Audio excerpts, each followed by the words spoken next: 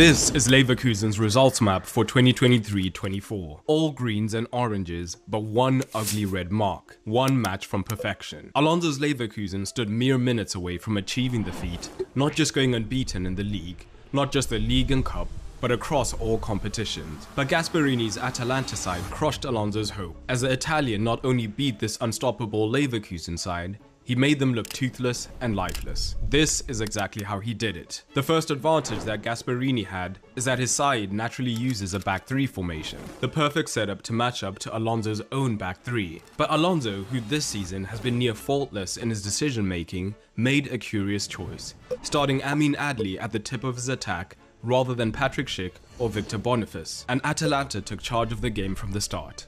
In the first 15 minutes, Atalanta barely had any of the ball, and yet they were in control of the game. Where the Leverkusen centre-backs are so often 3 versus 2 up, meaning they always have a free man, normally a wide centre-back who can then move up the pitch, this match was different. Rather than being passive with his defenders to form a back 5, Gasperini was aggressive with his men. The front 3 would be man-to-man on the Leverkusen centre-backs immediately, and where Grimaldo in particular usually looks to push ultra high on the left to attack. The pressure on his centre-backs was so high that he had to move deep to be an option. But Atalanta was set on suffocating Leverkusen, and their wingbacks were hot on the heels of Leverkusen's. The final key to the Atalanta press came in the form of Edison and Koopmeiners, who would then go pivot to pivot with Leverkusen. But Gasperini was playing with fire.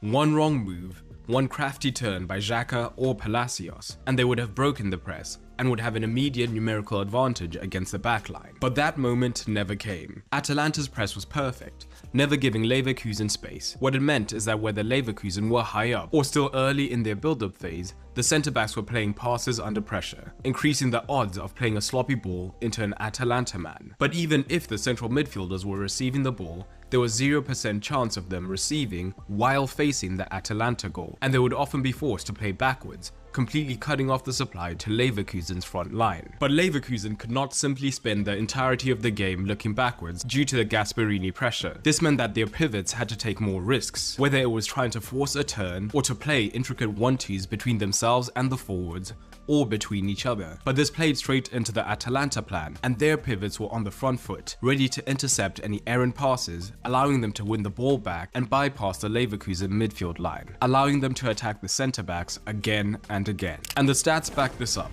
as Xhaka, so often the calm head, was less secure in possession than ever. In fact, the only surprise was that no goals came directly as a result of the Gasperini press. Alonso was searching for solutions. With the midfield cut off and the pressure mounting, Leverkusen started going long more often, and this was a ploy that Alonso would wish that Leverkusen leaned into more, as after the match he stated.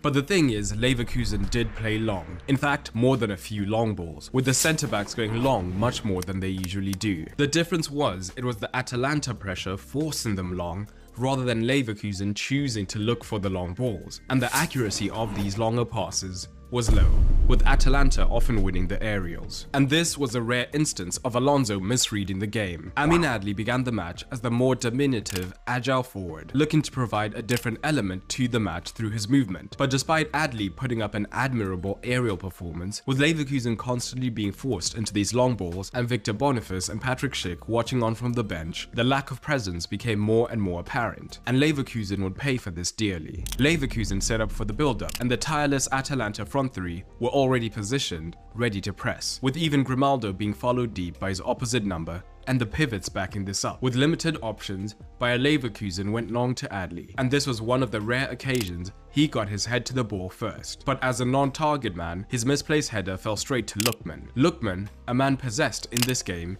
eased past Xhaka to produce an outstanding finish. But you don't go almost the entire season unbeaten if you're not a special team. And there was a reason for Alonso's attacking setup. When Atalanta went pivot to pivot, with Frimpong and Adli threatening to run in behind, the space between the backline and the midfield line could continue to grow. The asymmetric lineup from Leverkusen was designed to take advantage of this space. Rather than simply having a flatter front 3 or Wirtz behind a front 2, Frimpong tended to hold the width. So now, not only would Wirtz have the potential to drop deep, with Frimpong holding the width, Stanisic inverted aggressively into this region, looking for the room. But a key concept to Gasperini being the man to finally break the Alonso hoodoo is the trust he put in all 11 of his players, and this trust extended to the backline, with his centre-backs being completely flexible in their man-to-man orientation when man-marking the Leverkusen forwards. So it was never just about one man following Wirtz deep and the rest trying to compact the space. All three centre-backs were completely fixed on their men. I mean, just look at Hien picking up Wirtz in the left-back region, then being completely transfixed on his man across the pitch. In fact, the rare occasion he takes his man off of Wirtz, Leverkusen almost get in. Speaking of Hien, his matchup against Adli was one of the keys to the match, as he was strong enough to outmatch Adli physically, so the Leverkusen forward had no chance of holding off the centre-back. But to make matters worse, Hien was matching him in a foot race, so Adli couldn't even take advantage of the room created behind the backline. So the centre-back was effectively winning the 1v1 battle in every way possible. The knock-on effect of this 1v1 was Jim City could follow Wirtz deep to shut him down and reduce his effectiveness. But Leverkusen was spotting weaknesses in the Atalanta defense. The man-to-man orientation meant that the back three would often be as lopsided as Leverkusen's front three, resulting in chasms opening up in central regions. Though Adli was not the man to step up and take advantage of this room, Leverkusen had other routes. Stanisic's novel out to in runs meant on rare occasions he could look to be the third man runner, but Leverkusen just never released him at the appropriate moment. But Jeremy Frimpong down the right was perfectly positioned. Not only had he isolated the wide centre-back in Kolasinac, the other forwards had created room in the defence, and that paired with the vertical space created by the Atalanta backline meant that he was perfectly positioned to make the run in behind and be one of the few players to cause tangible danger. The game would change in the second half, but to get to there, we also have to acknowledge how effective Atalanta were in possession. If Atalanta were matching Bayer Leverkusen man-to-man out of possession, why couldn't Leverkusen just employ a similar strategy when they were defending? Gasperini was a step ahead in this regard. Firstly, their wingbacks could be more aggressive, and Zappacosta in particular pushed high, and this meant that Lookman and De Ketelaere would not be holding the width and instead be buzzing around Scamacca. The Leverkusen front three were then positioned to go man-to-man against the back three, but crucially,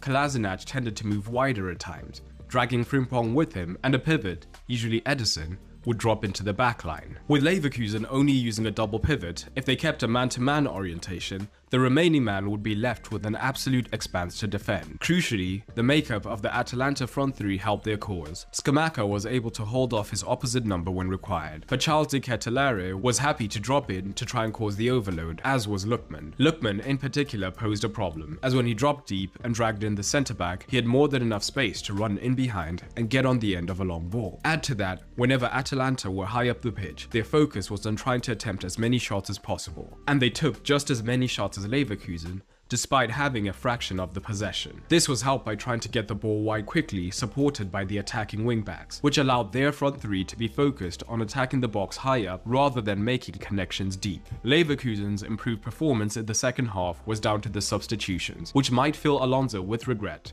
as Boniface made an impact when he came on, with Frimpong moving to wingback on paper. Despite being there on paper, Frimpong's positioning barely changed, staying high and wide down the right-hand side. This had the advantage of now keeping the three forwards in close proximity, opening up the potential for combination play. The reason Alonso did not start with this particular combination was also made obvious, as on the transition, Tapsoba found himself being isolated more and more. But what Boniface brought was the ability to hold off his centre-backs, so now when Leverkusen were pressed into going long, they had a much better chance of holding onto the ball. Moreover, in open play, when Atalanta were in their isolated positions, if Leverkusen were able to work the ball into Boniface, he had the ability to hold off Hien and allow the rest of the side to join the forwards, or play 1-2s around the Atalanta centre-backs. This was made even more effective as Boniface is not just a static big target man. He's more than technical enough to link with the midfield as well. So now Leverkusen had three players who at any moment could drop deep or spin in behind, creating chaos in the Atalanta defense. It was domination from Atalanta, and as you can tell, Gasperini was absolutely delighted with the trophy. Okay, so maybe delighted is the wrong word. A stunning season for Leverkusen, approaching perfection, but not quite. But if you want to see the in-depth tactics that made this Leverkusen season go down in history, check out this video right here.